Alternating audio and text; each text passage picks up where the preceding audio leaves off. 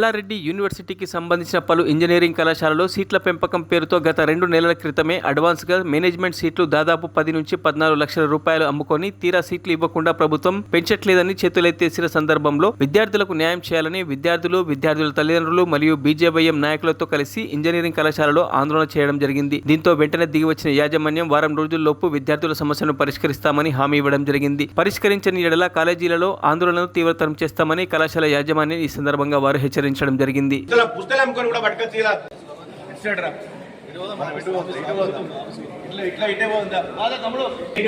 University చెప్పిందా ఇవాళ extra management సీట్లు వస్తున్నాయని, లేదా గవర్నమెంట్ చెప్పిందా, మీ కౌన్సిల్ చెప్పిందా?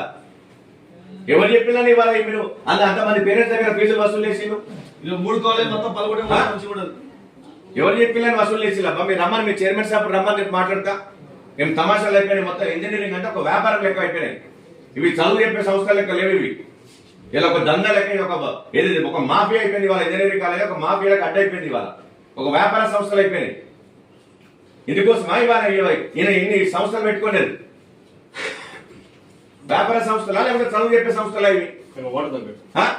లక్షల డొనేషన్ ఫీజు 14 లక్షలు 15 లక్షల రూపాయలు తీసుకొని మేము తమాషాలు అయినంత రమ్మనండి ఎవరు. మరిన్ని అప్డేట్స్ కోసం మా ఛానల్ని సబ్స్క్రైబ్ చేయండి.